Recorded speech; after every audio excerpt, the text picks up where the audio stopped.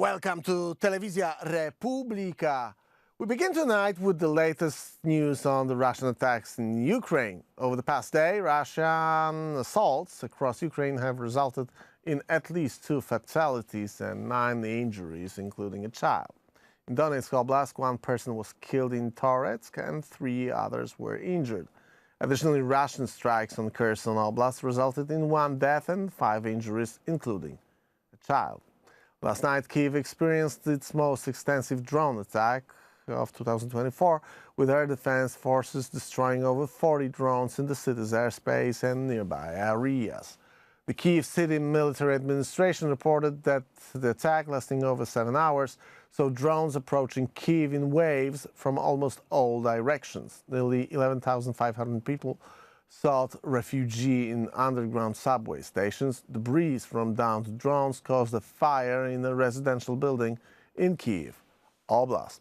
Turning to cyber warfare, Ukrainian hackers executed one of the largest DDoS attacks in history, disrupting Russia's internet infrastructure. This attack targeted major Russian banks, telecommunication providers, and government resources. The week-long operation severely impacted services across Russia, including the Ministry of Defense and the Federal Tax Service.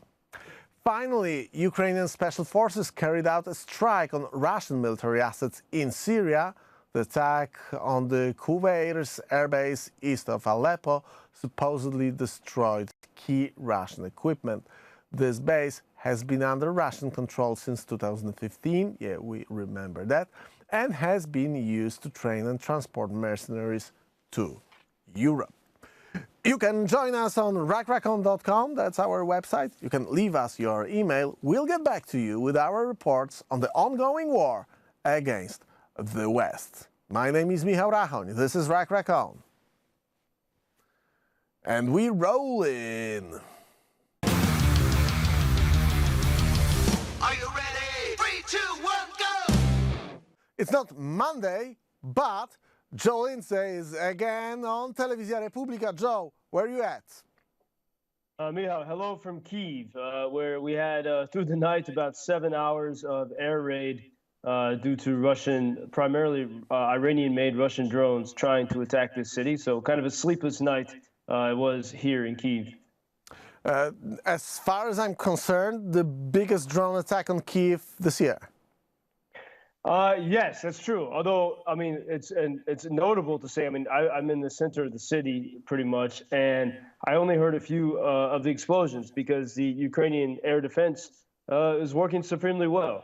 And, you know, Kyiv kind of has some kind of iron dome over the city. The Russians, over many, many hours, were attacking from north, south, east, and west. I always call this the Danse Macabre of drones and missiles. Last night, it was mainly drones that they had launched. And so for hours, we had reports, you know, drones coming to this side of the city and then turning left and right, trying to confuse the system. But when it came to the city limits, they were largely protected by Ukrainian air defense. And this is notable. I mean, the last time there's been a major attack on Kyiv City was more than 3 weeks ago, Monday, July 8th. I believe it was July 8th, when the Russians, they invested a lot of money in that attack. They overwhelmed the air defense with ballistic missiles, and that's when the Russians hit the top kids' cancer hospital in Ukraine. Well, since then, there's been really no attacks on Kyiv until last night, but last night was really not successful. And it's something important to remember, that last attack 3 weeks ago was on the eve of the NATO summit, when the Russians, I mean, in order to get missiles into the center of Kyiv, you got to send a lot of missiles in order to overwhelm the Patriot missile batteries and the rest of the air defense. And so it seems they knew exactly what they were doing. They targeted that kids' cancer hospital right before the NATO summit.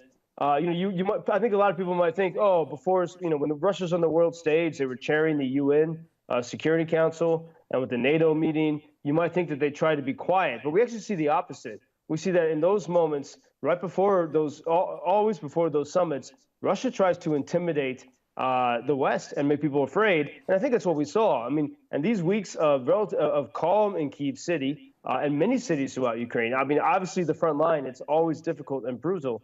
which we can talk about. But in Ukrainian cities, it's been relatively calm, including in Kyiv city, 30 miles from Russia, these past weeks. And my question always is, during these periods of calm, would this not be the best time to push for Ukraine to get permission to hit Russian bases on Russian soil? But no Use such these thing- moments of No such thing exists. You are actually vocal on the emptiness of those claims and about the lines of engagement and the rules of engagement and the borders that Ukraine cannot cross operating the American assets.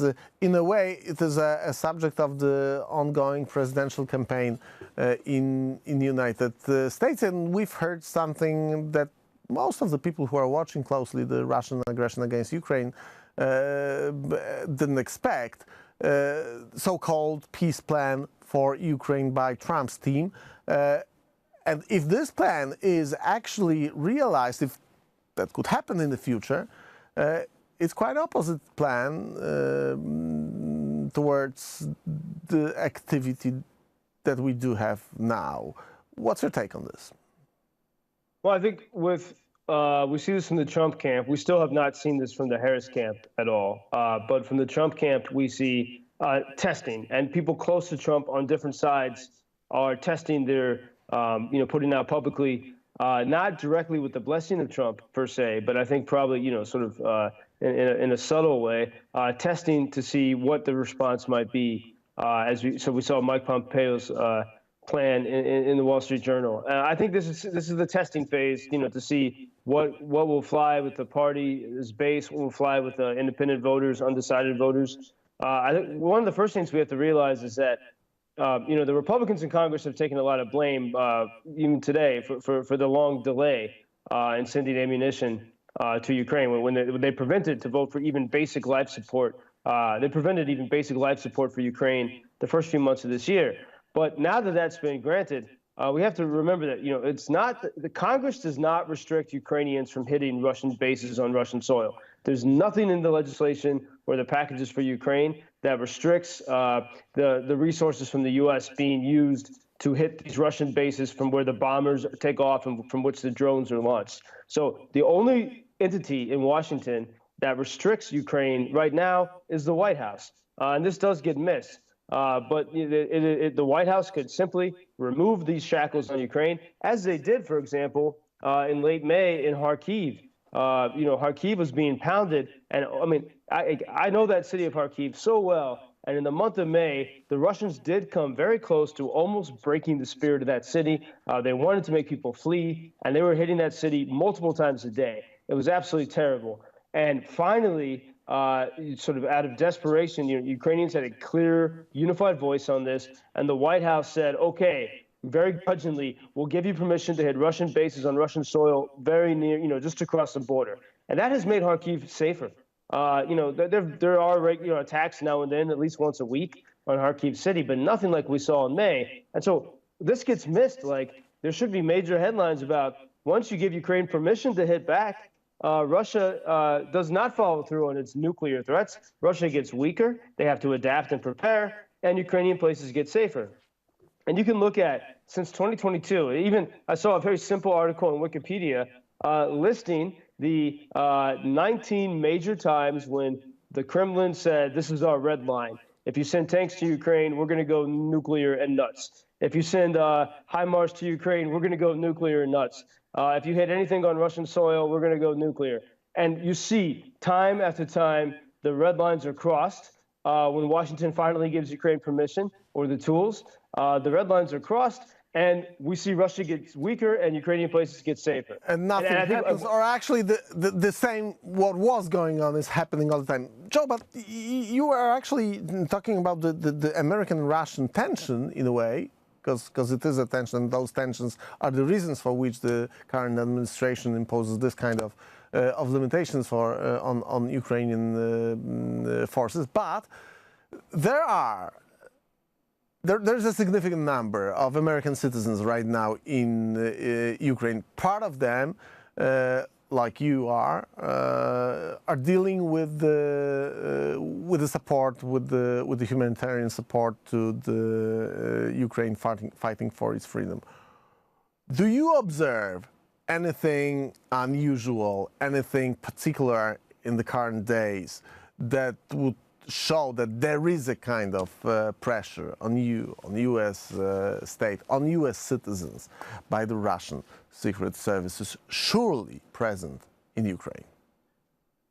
Yeah, and indeed. I mean, I've been in Kyiv the past 3 weeks, and I've been here every single day of the full-scale invasion. I think it's 887 now, and so I've seen a lot through the ups and downs. And it's always when Ukraine, when Russia is attacking Ukrainian cities less frequently. So in other words, Ukraine is in a stronger place, that we hear more talk for negotiations, but we also see more sort of nasty behavior in subtle ways when Russia feels that it's weakened. And I've seen that here. So many Americans I know, Michał, here in Kyiv, have had weird incidents in the past 3 weeks. Russian notes on their doors in Russian, sort of death threats and all different types of threats. Weird people following you in situations like that. And I heard these stories for 3 weeks, and then just for me in the past 24 hours, the same has happened. People who made it very clear to me that they do it in a cheerful, smiley way, that they're watching, they're paying attention, they know everywhere I go, and it's interesting. I mean, this is a war, of course, and so there are agents from all over the world here, of course, and for most agencies, they're here they have to observe. They have every government, foreign government. Keep the finger on the pulse. Yeah, of course. I mean, that's normal, but I think people don't don't realize that. But that's obviously that's happening, and sometimes you can kind of tell who those folks are. You just I mean, that's their job and they have to do it. But there's I think an interesting thing you can tell, and we can see this over clear patterns when you're dealing with Russian operatives. And for example, one of the main Russian operative bases is the Russian Orthodox Church, which still has functioning, practicing churches here. Not many people go to those churches, but they have their priests there, and some of them have been arrested and sent back to Russia, but there are a lot still here. But when you deal with the Russians, if you come from a society that does not have freedom of speech, so you're not used to criticism, you're not used to conversation and skepticism, you forget that most humans have a faculty of observation and skepticism, and so they can be sort of strangely sophisticated in some ways, but when it comes down to it, it's very obvious. You can usually tell who these folks are. And so I've had some weird situations the past 24 hours that I can speak about confidently. That I'm pretty sure I know what the source is, only because in so many of my conversations with Americans these past weeks, I've heard warnings that this is what the Russians have been up to. So what actually happened? Yep. If you can tell something about it. The most I can say now is, it was made abundantly clear to me just walking down the street here. And by the way, this is something that if I was in Warsaw or Paris or London, it's easier for Russian agents to get to people. I mean, and it's more dangerous for anyone who supports Ukraine to be in any of those cities. But I'm walking down the street and strange people approach me and act like I know them and make it clear to me that they know a lot about me. People gave me who I don't even know, gave me the gift of this is ridiculous, but of a voice recorder, really nice high-end voice recorder. And I'm like, I'm a journalist. I have lots of this. I don't need this. Thank you. But how obvious could you be? And I think part of that is maybe they want you to know you're being watched. Yeah. I think for sure. It's a kind of message with a pretty clear second meaning. Joe, but speaking of activity of the Russians in Ukraine, there are, of course, in last days, very interesting indications of activity of the Ukrainian military intelligence outside of Ukraine, far away, not only Syria, but also deep in Africa. Last week, we've seen even videos of Russian secret services operators active in what they call it, the special military operation. That's the way the Russians call their activity in Ukraine, but it looks like there are some fights between Ukrainian military intelligence and Wagner paramilitary group, whatever they are called right now. Well, yeah. So as we look at this, the first thing to remember is that the Russia Wagner mercenary group has long had operations in the Middle East and in Africa, and Wagner. I mean, especially 2022 and parts of 2023, was doing significant damage. I mean, they were involved in the destruction of Bakhmut, and so Ukrainian intelligence has to be. I mean, they have a big enough task here, but in order to fully take on Russia, you have to see these other weak points. And so we had this, it seems that, I mean, the reports are that Ukrainian intelligence special forces hit a Russian base in Syria. And then we had also reports that Ukrainians in the country of Mali in Africa are engaging in some ways against the Wagner group. I think part of this shows that Ukrainians can do these things. They can achieve these things. They're becoming a world-class, they have to be a world-class fighter at this level. But Ukraine clearly recognizes with whom Russia is allied around the world. During the past couple of years, the U.S. I think has the foreign policy. You might have nice words, but you look at what's happening. More and more countries in Africa are falling into the realm of influence, the sphere of influence of China and particularly of Russia.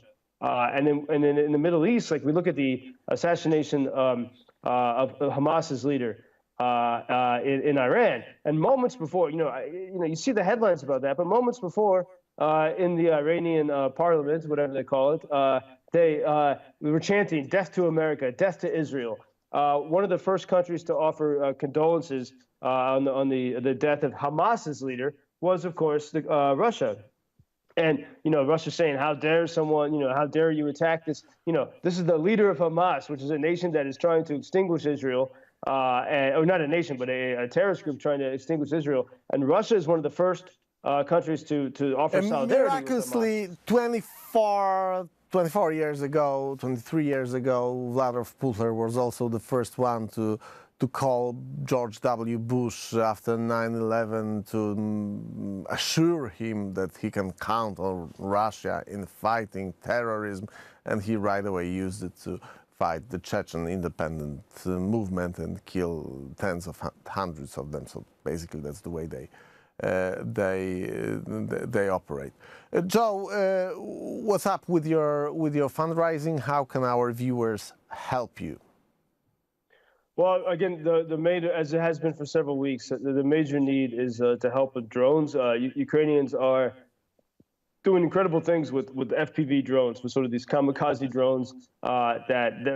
So while Ukraine is restricted in using American tools to hit Russian missile launch points and Russian bases, except for a small corridor near Kyiv and Sumy regions, Ukrainians have to use their own technology, as we see them doing in Syria, for example. But Ukrainians have to use their own know-how and tools, and one of these tools are Ukrainian-made drones. And so and I know it's been, I talk with our partners in Kyiv. It's been incredibly difficult to raise money these past weeks. When Kyiv was being heavily attacked, there was a window, the world was paying attention. So now we need further support. UkrainianFreedomNews.com to buy some drones. You can find Joe on X, formerly known as Twitter. You can find him also on Substack. Joe, thanks a lot. See you soon. And stay safe. Let us know. We're going to see each other. I'm not sure if we're going to see each other next week because I'm going for a short vacation. Let's call it this way. But we will be back pretty soon. Joe, thanks. Watch out for Russian operatives. See you soon. Ciao. See you. Ladies and gentlemen, you can join Rachon on this website. That's rachon.com, the name of the show. .com. You'll find our Substack account over there, so you can leave us your email and we'll get back to you with our reports on the things that are going on the front lines of the war against the Western civilization. We watch closely not only the Russian war against Ukraine, but the whole ideological war and subversion of the West that is being executed by the Russian Federation since the beginning of Bolsheviks' revolution, or actually even earlier. My name is Michał. This is Rachon. We roll in. We see each other pretty soon.